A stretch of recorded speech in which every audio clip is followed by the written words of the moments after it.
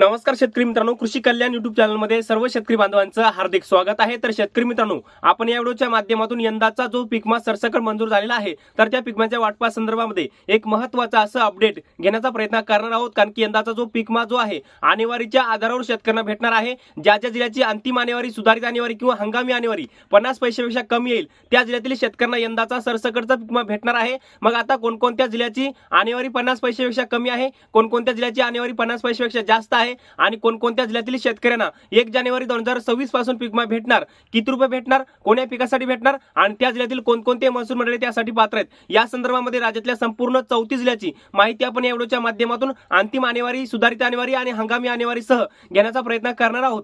तर नमस्कार, मी ज्ञानेश्वर सवंडकर स्वागत करतो कृषी कल्याण युट्यूब चॅनलमध्ये। सर्वांना एकच विनंती आहे, व्हिडिओ शेवटपर्यंत बघा जेणेकरून यंदाच्या वाटपाच्या पीक विम्याच्या संदर्भामधलं तुम्हाला संपूर्ण अपडेट कळेल। तर मित्रांनो, जिल्ह्याने आपण जाण्याचा प्रयत्न करणार आहोत। याच्यामध्ये मित्रांनो पहिला जिल्हा आहे बीड जिल्हा। मित्रांनो, बीड जिल्ह्याची सुधारित आणेवारी आणि हंगामी आणेवारी ही 50 पैशापेक्षा कमी चाललेली आहे आणि बीड जिल्ह्याची अंतिम आणेवारी जी आहे 31 डिसेंबर पर्यंत जाहीर होणार आहे। परंतु मला असं वाटतंय की बीड आता जवळपास सुधारित आणेवारी आणि हंगामी आणेवारी ज्या जिल्ह्याची 50 पैशापेक्षा कमी येत असते त्या जिल्ह्यातील शेतकऱ्यांना अंतिम आणेवारी सुद्धा 50 पैशापेक्षा कमीच येत असते। त्यामुळे बीड जिल्ह्यातील मोठ्या प्रमाणामध्ये शेतकऱ्यांना सरसकटचा पीक विमा भेटणार आहे। मित्रांनो, दुसरा जिल्हा आहे अहिल्यानगर जिल्हा। मित्रांनो, अहिल्यानगर जिल्ह्याची सुद्धा हंगामी आणेवारी असेल, सुधारित आणेवारी असेल ही 50 पैशापेक्षा कमी आली आहे आणि अंतिम आणेवारी सुद्धा 50 पैशापेक्षा कमीच येणार आहे। त्यामुळे अहिल्यानगर जिल्ह्यातील शेतकऱ्यांना सरसकट पीक विमा भेटणार आहे, ज्याला आपण म्हणतो उर्वरित 75% पीक विमा म्हणतो। त्यामुळे अहिल्यानगर जिल्ह्यातील शेतकऱ्यांसाठी आनंदाची बातमी आहे। बीड जिल्ह्यामध्ये 87 महसूल मंडळामध्ये पीक विमा भेटणार आहे। 87 मंडळाची आणेवारी 50 पैशापेक्षा कमी येणार आहे।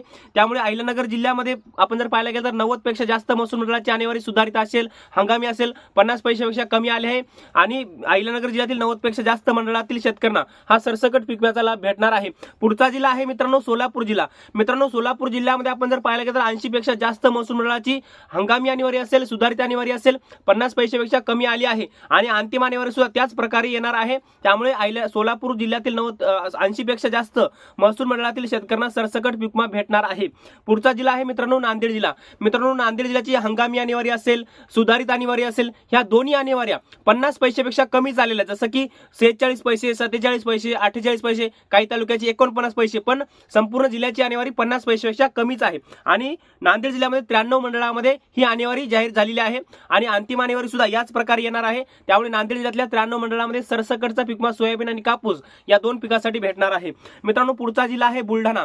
मित्रांनो, बुलढाणा जिल्ह्यामध्ये आपण जर पाहायला गेलं तर 81 पेक्षा जास्त महसूल मंडळाची सुधारित असेल, हंगामी असेल, या दोन्ही आणेवाऱ्या 50 पैशापेक्षा कमी आली आहे आणि अंतिम आणेवारी सुद्धा त्याच प्रकारे येत असते। सुधारित आणि हंगामी आणेवारीचा अभ्यास करूनच अंतिम आणेवारी काढली जाते। त्यामुळे बुलढाणा जिल्ह्यामध्ये सुद्धा मोठ्या प्रमाणामध्ये सरसकटचा पीक विमा भेटणार आहे। आणेवारीच्या आधारावर हा पीक विमा भेटणार आहे। पुढचा जिल्हा आहे धाराशिव जिल्हा। धाराशिव जिल्ह्यामध्ये आपण जर पाहायला गेलं तर धाराशिव जिल्ह्याची सुधारित आणेवारी असेल, हंगामी आणेवारी असेल, या दोन्ही आणेवाऱ्या 50 पैशापेक्षा कमीच, काही तालुक्याची 48, काही तालुक्याची 49, बघ एखाद्या तालुक्याची 51 आलेली जरी असेल, 50 पैशावर जरी असेल तरी अंतिम आणेवारीमध्ये ती कमी होत असते, परंतु वाढत नसते, हे मात्र स्पष्ट आहे। आणि धाराशिव जिल्ह्यातील 46 पेक्षा जास्त महसूल मंडळाची अशा प्रकारे आणेवारी जाहीर झालेली आहे आणि या जिल्ह्यामध्ये सरसकटचा पीक विमा मार्ग मोकळा झालेलाच आहे असं आपण म्हणू शकतो। लातूर जिल्ह्यामध्ये पाहायला गेलं तर लातूर जिल्ह्यामध्ये एकूण 60 महसूल मंडळे आहेत, 9 तालुके आहेत। या 9 तालुक्याची लातूर जिल्ह्याची संपूर्ण आणेवारी 50 पैशापेक्षा कमी आहे।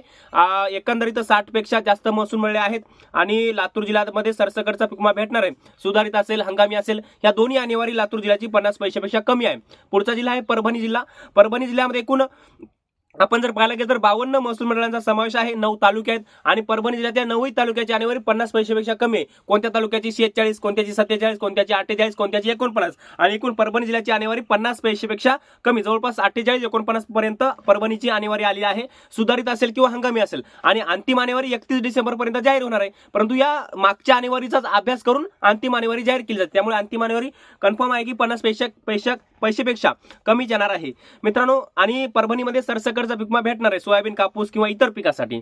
पुढचा जिल्हा आहे अमरावती जिल्हा।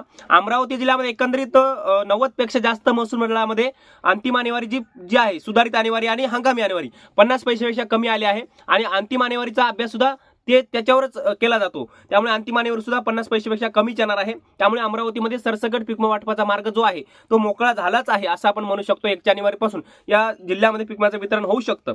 पुढचा जिल्हा आहे नाशिक जिल्हा. नाशिक जिल्ह्यामध्ये पाहायला गेलं तर नाशिक जिल्ह्यातल्या काही तालुक्याची आणेवारी 50 पैशापेक्षा जास्त आहे, काही तालुक्याची आणेवारी 50 पैशापेक्षा कमी आहे. परंतु अंतिम आणेवारीचा अहवाल काय सांगतो त्याच्याकडे पाहणं महत्त्वाचं असतं. परंतु हंगामी आणि सुधारित आणेवारीमध्ये नाशिकमध्ये काही तालुके 50 पैशापेक्षा जास्त, 50 पैशापेक्षा कमी आहेत. पुढचा जिल्हा आहे जळगाव जिल्हा. जळगाव जिल्ह्यामध्ये सुद्धा जवळपास 16 ते 17 तालुके आहेत. त्याच्यापैकी 8 ते 9 तालुक्याची आणेवारी 50 पैशापेक्षा जास्त, काही तालुक्याची 50 पैशापेक्षा कमी. एकंदरीत आणेवारी 55 पैसे जळगाव जिल्ह्याची हंगामी आणि सुधारित काढली आहे. परंतु अंतिम आणेवारी याच्यापेक्षा कमी होऊ शकते कारण की नुकसान भरपूर झालेलं आहे. पुढचा जिल्हा आहे हिंगोली जिल्हा. हिंगोली जिल्ह्यातल्या 5ही तालुक्यामध्ये ज्याच्यामध्ये वसमत असेल, कळमनुरी, औंढा, सेनगाव, हिंगोली या 5ही तालुक्याची आणेवारी 50 पैशापेक्षा कमीच आहे. म्हणजे 48, 47 हंगामी आणि सुधारित आणेवारी. आणि अंतिम आणेवारी सुद्धा याच आधारावर येत असते. त्यामुळे अंतिम आणेवारी सुद्धा 50 पैशापेक्षा कमीच येणार आहे. आणि हिंगोलीमध्ये 30 महसूल मंडळामध्ये यंदाचा सरसकटचा पीक विमा हा मिळणार आहे. यामध्ये पुढचा जिल्हा आहे यवतमाळ. यवतमाळ जिल्ह्यामध्ये जवळपास मित्रांनो 92 पेक्षा जास्त महसूल मंडळांचा समावेश आहे. यवतमाळ जिल्ह्यातल्या 16 ते 17 संपूर्ण तालुक्याची आणेवारी सुधारित आणि हंगामी 50 पैशापेक्षा कमी आहे. त्यामुळे सरसकटचा पीक विमा मिळण्याचा मार्ग आता मोकळा झाला असं म्हणू शकतो कारण की अंतिम आणेवारी 31 डिसेंबर पर्यंत या जिल्ह्याची सुद्धा जाहीर होणार आहे. आणि अंतिम आणेवारी जी आहे याच आधारावर जाहीर होत असते. त्यामुळे मार्ग मोकळा झालेला आहे असं आपण म्हणू शकतो. अकोला जिल्ह्यामध्ये पाहायला गेलं तर अकोला जिल्ह्यामध्ये 52 महसूल मंडळे आहेत, 8 ते 9 तालुके आहेत. सर्व तालुक्याची किंवा या संपूर्ण जिल्ह्याची आणेवारी हंगामी असेल, सुधारित आणेवारी असेल 50 पैशापेक्षा कमीच आहे. त्यामुळे अकोला जिल्ह्यामध्ये सुद्धा हा यंदाचा पीक विमा जो आहे आणेवारीच्या आधारावर भेटणार आहे कारण की ट्रिगर सरकारने सुरुवातीचे काढून टाकले. कापणी आणि काढणी अंतर्गतच्या ट्रिगरवर हा पीक विमा मिळणार आहे. त्यामुळे अकोला जिल्ह्यामध्ये सुद्धा यंदाचा पीक विमा सरसकट मिळणार आहे कारण की आणेवारी अंतिम आणेवारी जी आहे सुधारित आणि हंगामी आणेवारीच्या आधारावर अंतिम आणेवारी 50 पैशापेक्षा कमीच येणार आहे. पुढचा जिल्हा आहे वाशिम. वाशिम जिल्ह्यामध्ये आपण जर पाहायला गेलं तर एकूण 42 पेक्षा जास्त महसूल मंडळाची आणेवारी जाहीर झाली आणि सर्व तालुक्याची आणेवारी 6ही तालुक्याची आणेवारी 50 पैशापेक्षा कमी आहे, सुधारित आणि हंगामी आणेवारी. त्यानंतरचा जिल्हा आहे छत्रपती संभाजीनगर. छत्रपती संभाजीनगर जिल्ह्याची आणेवारी 50 पैशापेक्षा कमीच आहे. 9 तालुके आहेत, 9ही तालुक्याची आणेवारी 50 पैशापेक्षा कमी आहे, सुधारित आणि हंगामी. आणि 90 पेक्षा जास्त मंडळामध्ये यंदाचा सरसकटचा पीक विमा भेटणार आहे. जालना जिल्ह्यातील एकूण 9ही तालुक्याची 8 ते 9 तालुक्याची आणेवारी 50 पैशापेक्षा कमी आहे. एकूण 42 महसूल मंडळाची आणेवारी आहे. सुधारित आणि हंगामी आणेवारी 50 पैशापेक्षा कमी आली आहे. त्यामुळे अंतिम आणेवारी सुद्धा 50 पैशापेक्षा कमीच येण्याची शक्यता आहे, पण येणारच आहे.